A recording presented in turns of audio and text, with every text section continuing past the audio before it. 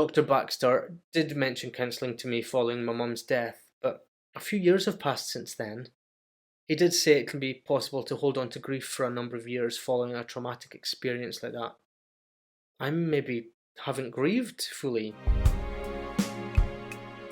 Welcome to Walks with Sam, the podcast by the same name from the published book with me, the author and your host, Gordy Campbell. Walks with Sam discusses the burning question, do you really understand mental illness? We'll be discussing the journey into and through mental health illnesses and talking openly about real-life lived experience to raise awareness for all who want to better understand when we are victims and when we're being warriors. We know how important mental health awareness is, so you can show your support for free by sharing this podcast and the book with your own support groups, leaving a review on the book on Amazon or Kindle, subscribing to the podcast, or if you'd like to support the unpaid work that we do and you do find it valuable, please do purchase your own copy or gift a copy to others in your life who you think would also benefit. It's an emotional journey ahead, so we will keep it lighthearted, and please do bear in mind that there will be references that may be triggering to some, so please do stop and come back in as you feel necessary. Enjoy the journey, and let's take a walk with Sam. I'm Gordy Campbell, your host and author, and in this episode I'll be talking you through a few more chapters in the book, following on from previous episodes in the podcast. This is your opportunity to hear and process some of the issues in each chapter as one entire part. Take some time out to settle into it and try to better understand the journey of mental illness. Please do take a break if needed, and if you feel any of the content becomes too sensitive. Sam's Journal. Wednesday, 9th of June, 2 p.m. I was so very tired again when I woke up this morning, still feeling very hazy within my awareness and thought processes, and it seems to be broaching on exhaustion. I'm not sleeping very well at all, like my eyes are closed, but as soon as I close them, they're open again. A number of hours are passing whilst I'm lying there, seemingly aware of every single noise. A scratch of a tree branch on the fence, a floorboard shrinking in the colder air of the night, Ollie's claws pitter-pattering on the kitchen laminate flooring as he moves from his bed to the kitchen for what I assume is a drink of water. What else could it be? Surely he doesn't want to lie down on a cold floor. He might be unwell. Should I go down and check on him? He might choke to death whilst drinking. A dog 10 years of age knows how to drink water. Ridiculous, just get to sleep. But no, here comes another. A vehicle passes the front of the house on the main road. Then I wonder, a car? A bus? My brain speeds up. How do you tell? Oh no, what if the bus loses control and swerves into our garden and into the house? Thinking a little faster now. The house will crumble around Ollie's water-filled dead body in the kitchen. I'll never be able to see him again. Wait a minute. Ollie is fine, and the garden is over 1 metre higher than the road and almost 20 metres long. The bus would never make it to the house. Would it? So that's why I'm so tired every day. Clear to say I'm not sleeping very well, and things during the morning have still been blurry to me. My thoughts and actions are slightly clearer, but even when I make more of an effort to think clearly, feeling like myself seems an age away. I guess I'm just expecting that I'll wake up completely back to normal one day. I keep on thinking about what got me in this situation in the first place. The situations I was in that led to the breakdown, the conversations with family, friends, colleagues and strangers. I think about how I could reverse the prominent moments that had made a negative impact on me and my emotions. The more I think about these moments, however, the more I feel that I will never be able to reach a conclusion to what actually went wrong to start all of this. Everything just returns as a blank space in my head. I spoke to the principal at my part-time teaching job today, and she recommended that I take the next 5 weeks off until the end of term. I personally think that this will be for the best. I never thought it would take so long to find myself again. Summer will give me another couple of months too, so there's a bit of leverage in that, and I'll hopefully feel much better in 3 months. I'll try my best not to let it get me down. I know it's for the best deep down, and I'm sure by then I'll understand this all a bit better and have come to terms with more everything that's actually happened and continues to happen. Lana reached out to me today to catch up, and when I told her what's going on with me, she insisted that we booked a date to meet up with her and Izzy next week when I'm a bit more settled. Hopefully by then I'll feel more stable in myself too. Hopefully. 11:15 p.m. We went for our walk this afternoon to the park again, and whilst I was watching Ollie waddling along, I had a really feel-good moment, and I could feel myself smiling as I watched him enjoying his moment. His tail was wagging and he sniffed the tall grass. He ran through the small stream, and it hit me that all this everyday stress and tension that comes from life is completely irrelevant to him. He doesn't care about money, work, or pleasing other people. He simply eats, sleeps, and lives. I have a golden opportunity in my situation to be like Ollie. In the next few months, I'll aim to worry less, do less, think less. And by thinking less, I'm sure that will reduce my worry too. Then we see another dog. Ollie makes a run for it, and I run for Ollie, but with his old legs and arthritis, I caught up with him quite quickly and seemed to be more out of breath than him. Oh dear, I really need to exercise more. The owner walked casually towards us while her wee spaniel stood still wagging its tail. She was smiling friendly, so I smiled back. Then she spoke. To this minute, I still have no idea what she said. But she was only talking about her dog. It shouldn't have been so difficult. I struggled to respond and mumbled a laugh and nodded, the way you do when a supermarket teller makes small talk and catches you off guard.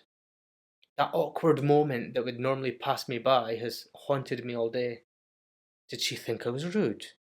Did she ask a question that I didn't even answer? Is she still thinking about this like me? Is she upset? What if she sees me tomorrow?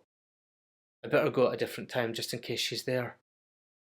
My evening at home has been okay tonight, feeling quite lazy from the lack of work and socialising that I would normally be doing, but I do feel more like myself tonight. I've tried not to think too much, clear my mind a bit better. That seems to have helped me feel more with it, whatever it tends to be.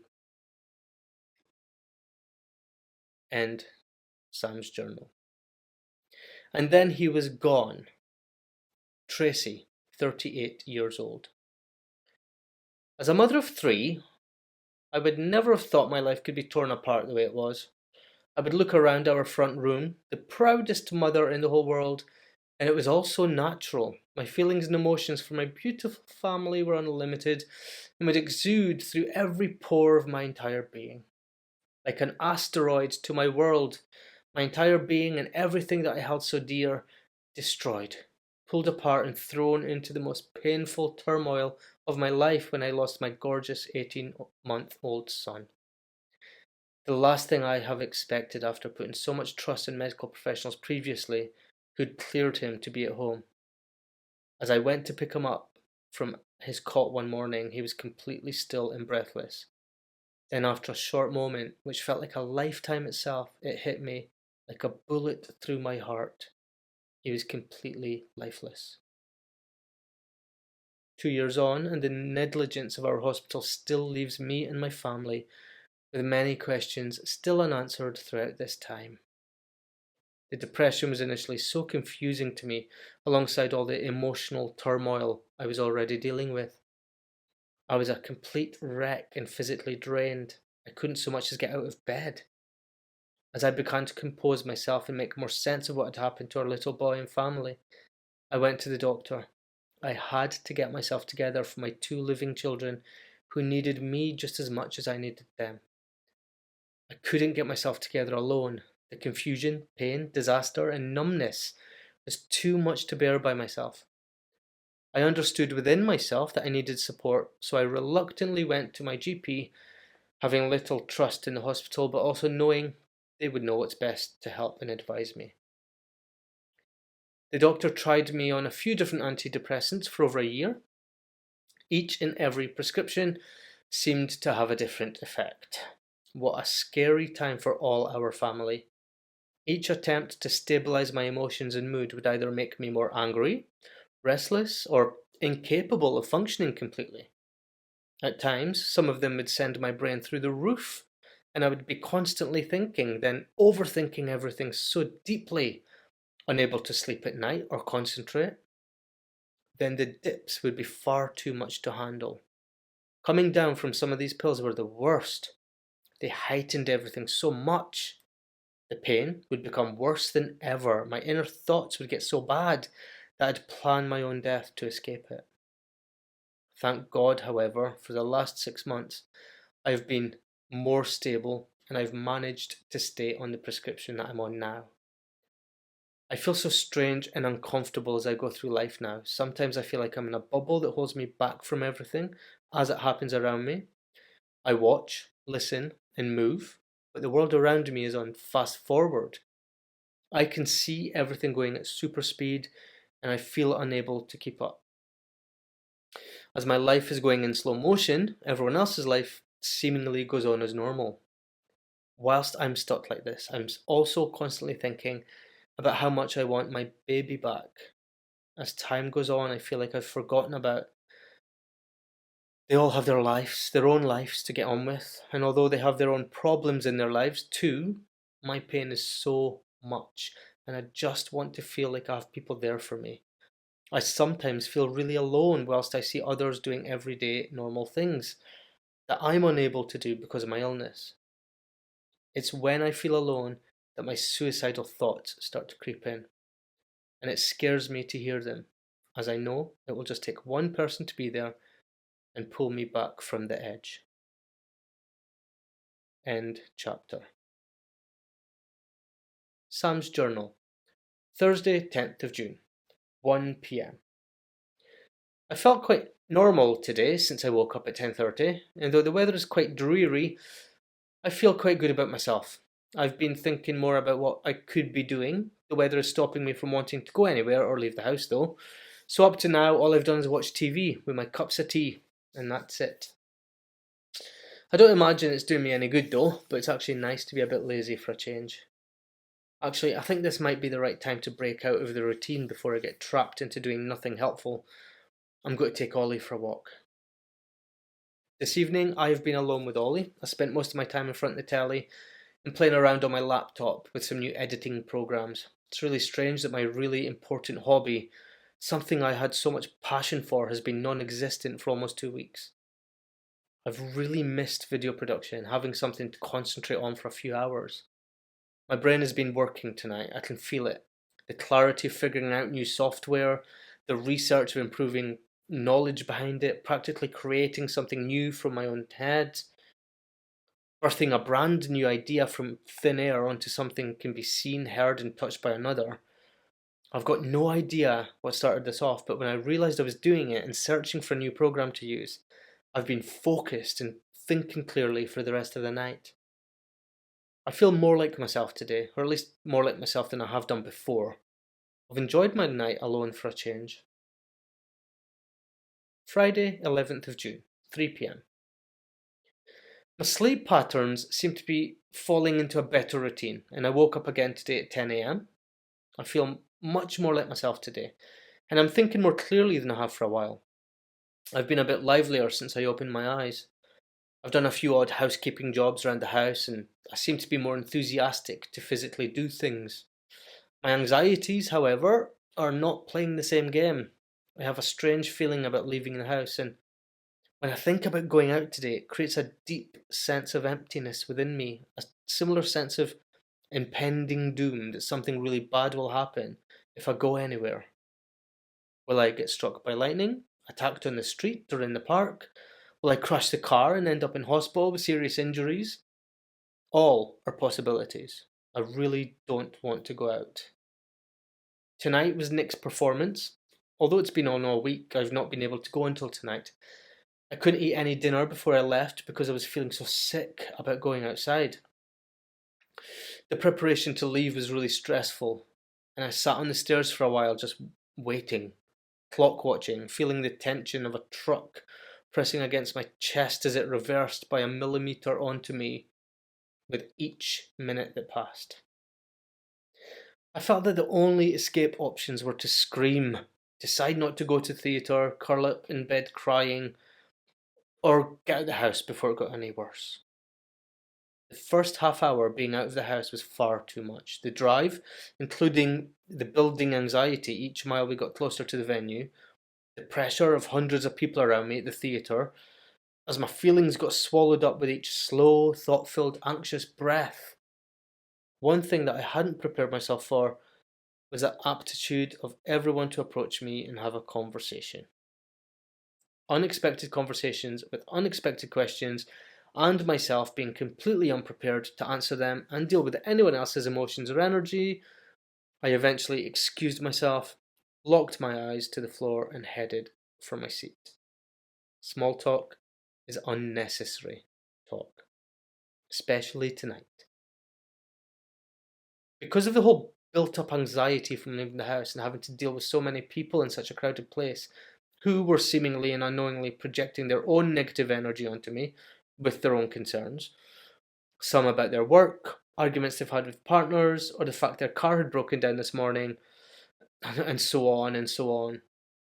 I really couldn't focus for the entirety of the show, and I really feel I would have been just as well staying at home. I stayed in my seat for the interval break, and I tried to clear my mind and calm down, but there were just too many people around and so much noise. Too much noise. As I sit here at home after tonight's events, I'm glad I went to support Nick in his musical theatre show. Completely selfishly and unapologetically, I also wish I'd stayed here instead. My entire body and head hurt from the pain tonight has caused me. In comparison to how I feel at home today, I cannot believe how out of place I felt being around so many people that I know really well. I should have been more comfortable around most of those folks, but I'm so baffled by how tonight's turned out. Very weird. Saturday, 12th of June, 12:30 a.m. Today's been a really weird one. At points of the day, I've been losing my balance, feeling dizzy and disorientated. I've been like the planet is spinning on its original axis, but my body doesn't want to move with it. My body seems to have found a point in the universe where it's most comfortable, and it doesn't want to be taken away from there. But the earth has other ideas and keeps dragging me around. Once again, I backtracked on being a watcher of my life, so as everything happens, I watch through the haze and struggle to focus. I'm not feeling much like myself today, clearly. My body's exhausted, I've been feeling very tired for most of the day. Because of all of this, I've not had an appetite at all. I've snacked a little, but there's been no hunger, only a sickness feeling in the pit of my stomach. Nick's brother Josh came over to spend the afternoon with me, which was nice of him.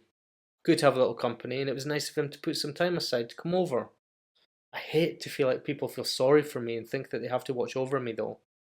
I really hope he hasn't been asked to sit with me because of my reaction to last night in the heavily crowded theatre. I made a point of trying to help him understand what's going on with me and hopefully help him to feel a bit more comfortable talking about it. I don't actually mind talking about my issues, what, if any, my issues are, but I do find that I'm spending a lot of time talking about what might have caused the breakdown and ended up like this. Dr. Baxter did mention counselling to me following my mum's death, but a few years have passed since then. He did say it can be possible to hold on to grief for a number of years following a traumatic experience like that. I maybe haven't grieved fully and held on to a lot of pain that I'm still going through. I may be reacting to the medication, maybe feeling emotionally unstable, whilst my body rebalances the chemicals in my brain, and I'm left in limbo, feeling like a complete mess, or maybe even I feel so stressed by work and the travelling that my body went into emotional overdrive and stayed like that for a very long time. There are so many variables. I'm also trying to remain neutral to what the causes might be, focus more on just the healing from it, rather than the swelling on the causes. However, I really do feel that in order to be aware of moving forward productively, I have to avoid or know the triggers. I'm still feeling out of sorts today. My brain's definitely more capable now than I thought it would be when it all started. Progress. I've not watched television tonight, focused mainly on using my new editing programs and learning some film effects and graphic design so that I can be a bit more productive and utilize this time better. I do think today's been a good enough day. Not perfect, but good enough with no emptiness or heavy sadness to weigh me down. I have been thinking clearer as myself without being lost in the moment. Great stuff. End Sam's journal. A teenager's turmoil. Hannah, 22 years old. As a teenager, the idea of going to university was really exciting. The change, the new independence, the heightened sense of adulthood. I loved the idea that I could really step into myself and experience who I really was. As the moving date got closer, I started to change ever so slightly. I had to think about being so far away from home. That would take me out of my comfort zone. I wouldn't know anyone at all. Most of my friends had secured placements at home or in cities much further than where I was going, and I was going to be alone. As exciting as moving into a new accommodation was, all I ever wanted from that day onwards was to find some friends. People that were fun to be with and that I could click with. I had a lot of these people at home and we'd known each other for years, so I was completely out of my depth here and far from everyone who made me feel safe and secure. From the day I moved in and everyone who'd helped me had left, it only took a few hours for me to realize that I was on my own. I immediately started to panic. As I looked around the four walls of my room, I felt a deep acidity hit me in my stomach. The kind of acid that reminded me of being really hungry but unable to eat because I felt so sick. I was also being constricted and imprisoned by these four walls. On my first day of university, I had a completely new experience, but it wasn't the kind of experience I'd wanted. As I arrived on campus, the hustle and bustle of all the students everywhere seemed quite exciting to me, though, as I was swallowed up by the crowd, the feeling overwhelmed me and my excitement seemed to take over. The feeling continued to grow until it tightened up in my chest, started to lock my hips and my knees, became less and less comfortable. I rushed to the nearest toilet where I could avoid the herds of people as they swarmed so erratically around me. My four walls seemed like such a safe place where I could be myself and get away from the crowds. I'd never had a panic attack before, so this was all so frightening and upsetting for me. I felt like I couldn't just do it. I spent a few weeks going through different routines into the building and checking the best times for arrival onto campus, and eventually, after a few weeks, I found some easier ways of avoiding these feelings as much as I had been. As my initial first few months in the accommodation passed, I tried to make connections with my flatmates, but we didn't get on at all. We never had many things in common, so we struggled to hold conversations, and when I suggested to go out for drinks or socialise, they didn't want to. I'd regularly feel stuck within those four walls of my room. I could tell that some of my flatmates had clicked better than others. I could see it with them, and where I was hearing them spend time together and laughing, I felt more alone than before. I'd never experienced any of this before in my life, so all of these life-changing moments, like going to university and moving into my own place, meeting new friends, were immediately spoiled and continued to spoil for a few years. Although I now understand my triggers and can use techniques to handle it, dealing with those issues for a few years at university have now had quite the impact on my daily life in society. I know myself now to be an overthinker, so perhaps if someone's tone seems off in some way, or if it seems like they're acting differently towards me than usual, it can set off my anxieties and make me upset. At work, sometimes when I get asked to go into the office or go to a meeting, I can feel panic attacks coming on, just like that first day of university again. When I've not had the opportunity to voice my concerns or express my side of any issues I can feel backed into a corner and my emotions can get away from me. I cry or get angry and upset because inside I feel this increasing tension holding me throughout my body. I like to feel that I've made a difference and done something good. This helps to stabilize my emotions and keep me grounded. I'm also quite a perfectionist with things that I'm working on. All I want to do is my best, and I panic if it's not up to my own standards. or if I feel that it's not good enough. I've got some family members that don't understand what I'm going through, so it's really difficult at times. Even after I've tried to explain to them what's happening, I've had partners that have never understood my situation. They don't know how to deal with the change in emotion or the unexpected emotions because they're not used to it. I wish sometimes that people would just think about how everyone experiences things differently. We react to things differently, and though not every person is the same, we're all human.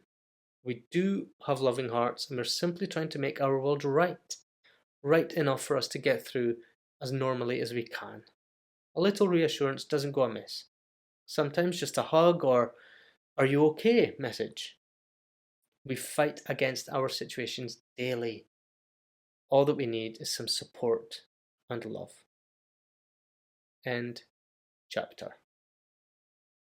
Sam's Journal, Sunday 13th of June, 9 p.m. Got out of bed about 10 a.m.ish this morning. It's been a really good day, I think, as I'm feeling much more confident in comparison to what I think I felt previously. There still seems to be a lot of anxiety within me, thoughts about work, the possibility of going to counselling, and tomorrow's appointment with Dr. Baxter. I know he's mainly going to be interested in the level of medication I'm on, but as I look back over the last couple of weeks, I don't feel like I've made any progress at all, minus the tears. We took a drive to the caravan today, no stops on the way, and as Nick was driving, we had some nice conversation about Nick's week in the theatre and how he was feeling, and the show was all finished. He was really eager to find out what the next show the dramatics group would be doing next. The emotional buzz from Nick has been really intense and infectious. That of a child on Christmas afternoon trying to make use of every single new toy or contraption they've received from Santa. Absolutely no prisoners taken. Everyone becomes a passenger of this energy-fueled excitement and smiles naturally through the spectacle unravelling in front of them. It's been amazing to see, and a fantastic distraction from the whole family being there again. Nine. 9 other people around me today, which I wasn't really thinking about as much as I normally would. The day has actually been really good, relaxing. I stayed quiet when everyone was talking, or I made an excuse to remove myself from the noise. It's amazing how often you can need the toilet without anyone being aware. Within me today, I've actually felt more like myself. I can tell that my energy levels have increased and my brain has been clearer today when I'm focusing on tasks. Though there are many points of my concentration when I've zoned out during conversations and group interaction, like at the caravan with 9 people today. I'm definitely stressing out about maybe going back to work. The thoughts of leaving the house send my guts into a spiral and instantly I feel sick. I worry that I can barely concentrate driving Ollie and I to the park for the walks, never mind the prospect of driving around the entire country or even to Scotland. Then there's all the presentation content. I cannot even remember over 50% of the last week because of my brain not fully functioning, so how on this entire earth can I remember hours and hours of content for those days? God help me. I'm glad I didn't have as many anxieties about the family numbers today, though there are still parts of the day that are unclear and I lost focus on. Though I'm learning not to think too much about those points of time. They're over with, have passed, so I'll move on for now and I'll work my way into the next segment. I think today has been a good day.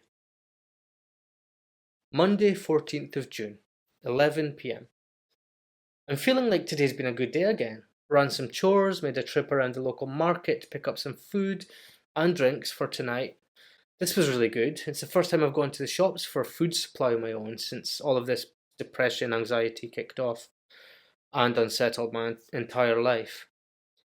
I was thinking when I got back from the markets how nice it was to do something relatively normal on my own like I would have done before. I wouldn't have given it a second thought. I wouldn't have so much as even appreciated the ability to buy some fresh fish or vegetables that occur in the world.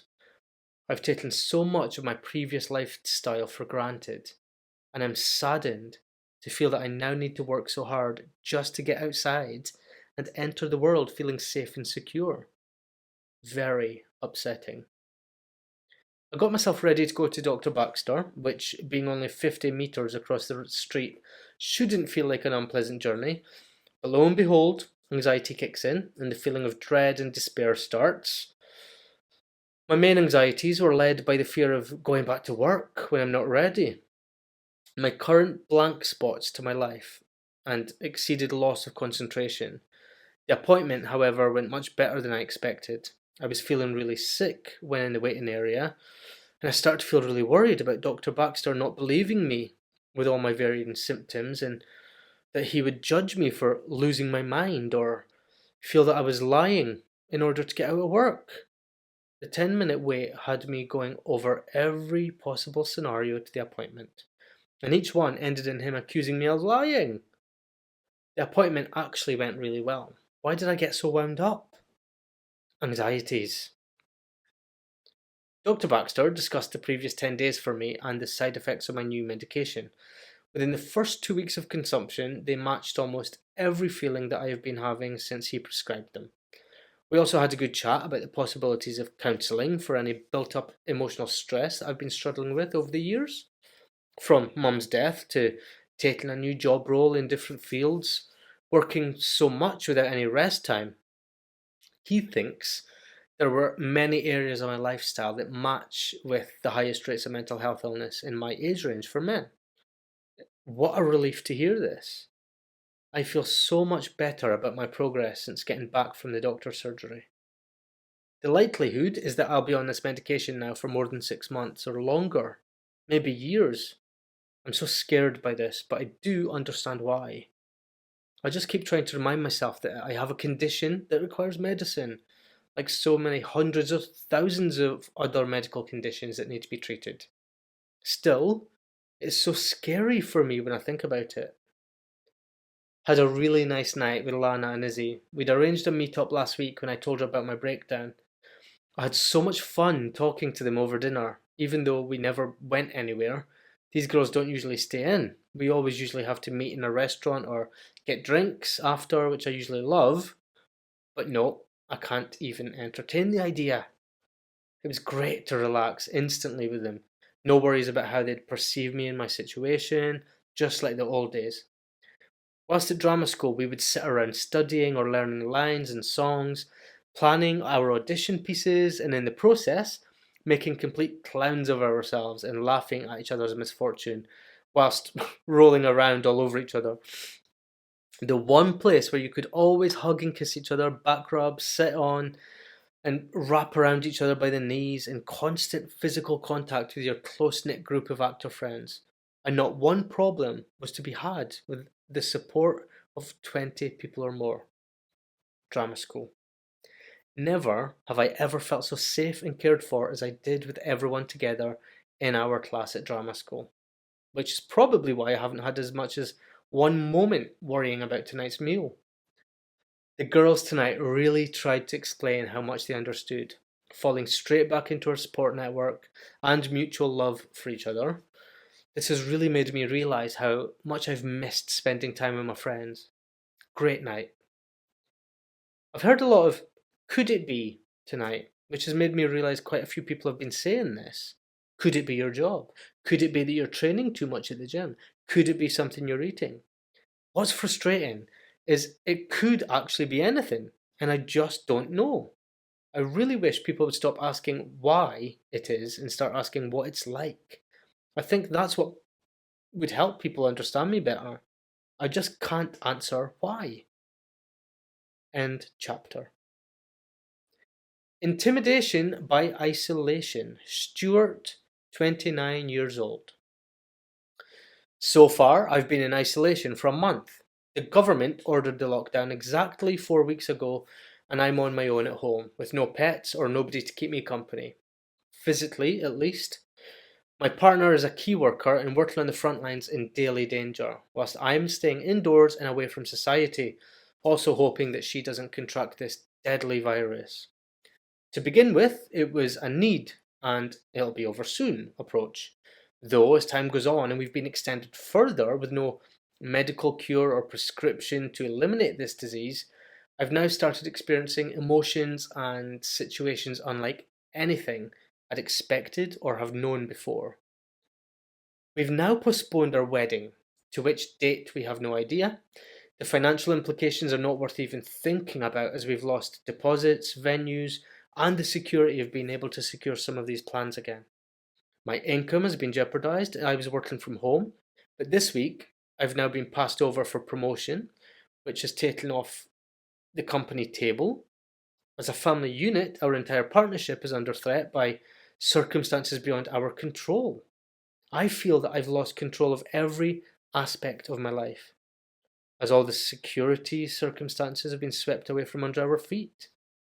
Mentally, I can't process even the smallest work-related situations, which is devastating, as it's quite literally my job to do just that. How am I supposed to earn if I can't do my job? If I underperform, the company won't think twice to make redundancies during the current economic downturn from this pandemic. That's in my opinion, at least. My mental state is not good. I know I'm unwell as I'm losing control of my emotions and I can't function the way I normally would. I can't even make a visit to the GP because they're only taking telephone consultations. But the idea of taking a voice call with a stranger is making me super nervous. I hate talking to strangers on the phone.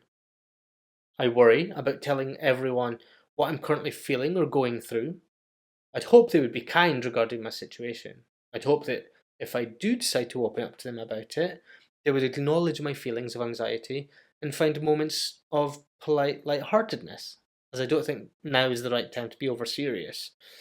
However, I would also very much appreciate nobody making fun of me or my situation, whether they have a lack of understanding or not. This side to my anxiety I've never felt. It's all very new to me. End chapter. Sam's journal.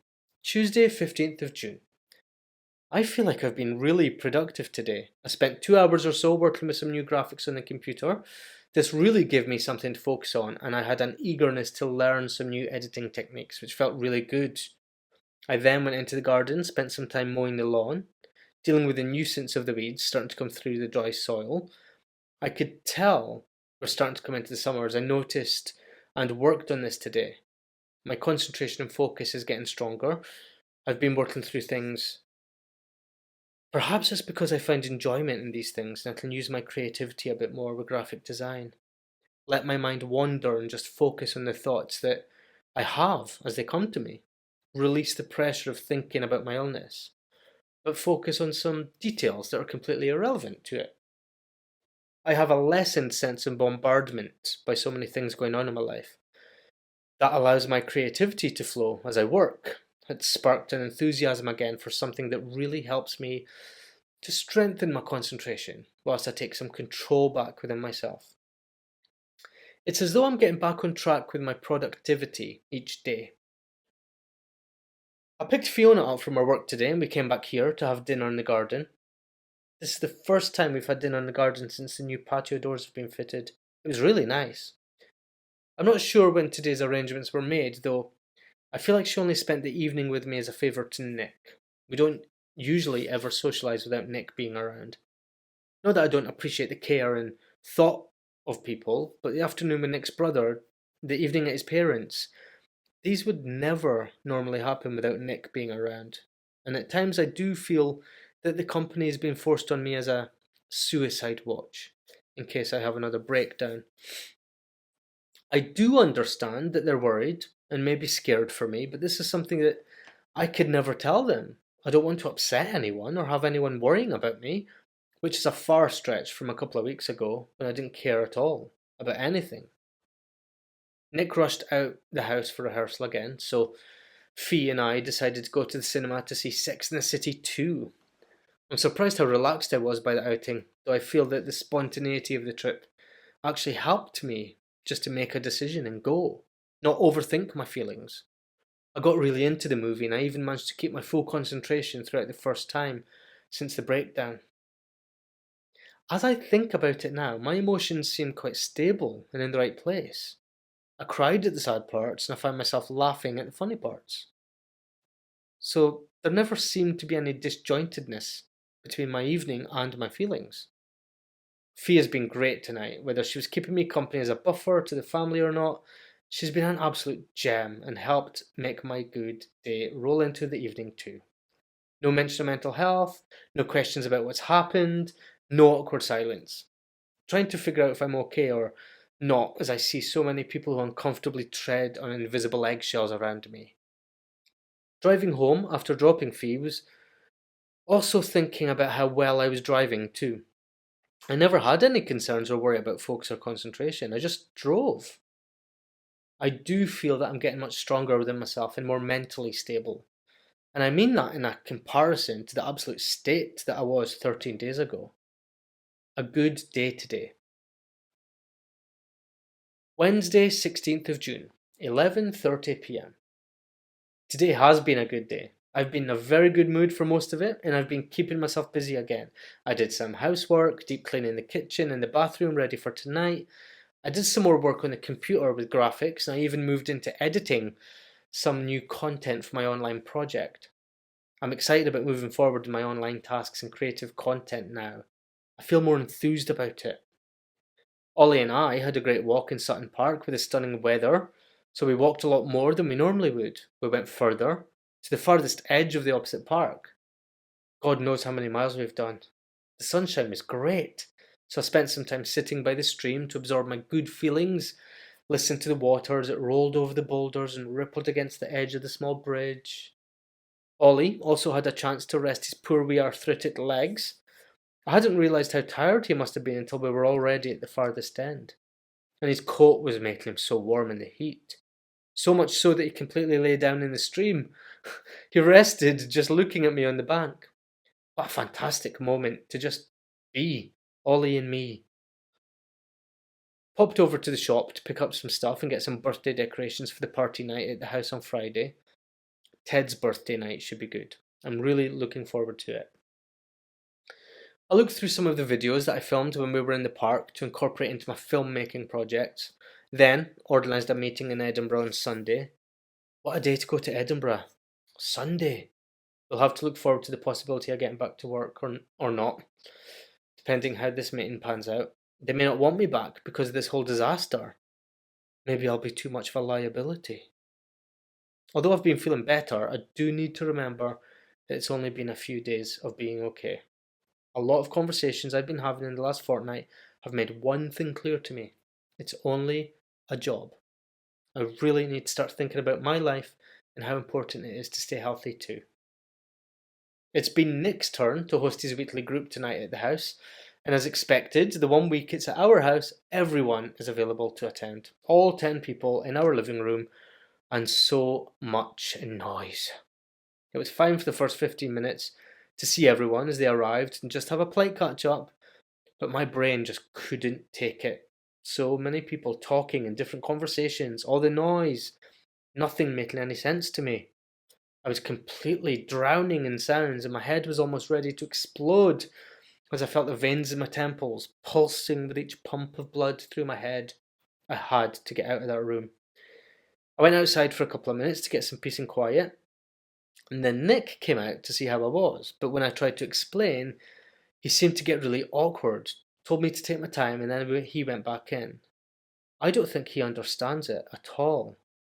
I've now got a pounding headache, I'm shaking, and I feel really ill.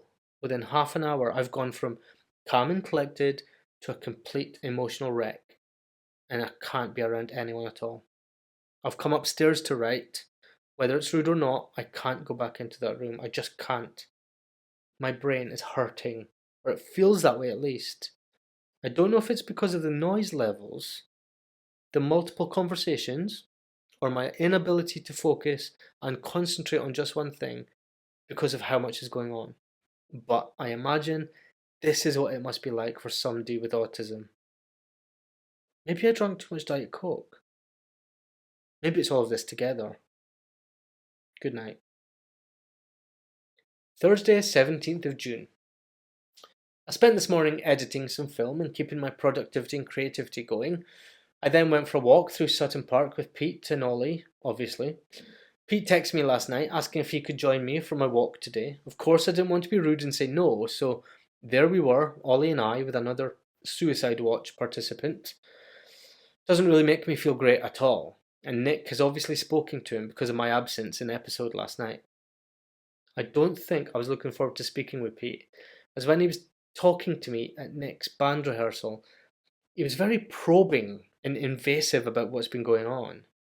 He feels that he can get me to focus on something or talk about something that I haven't already, a way of expressing myself and finding the cause of this.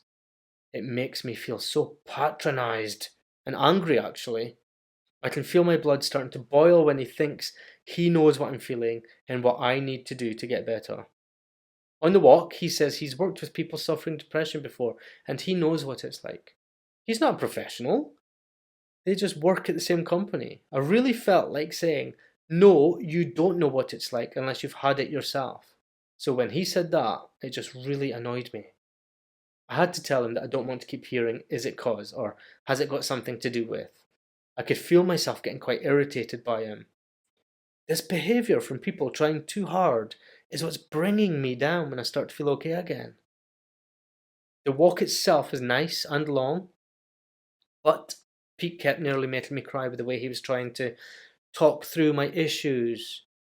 He wouldn't let up and he was quite dismissive about me not wanting to discuss it or get emotional.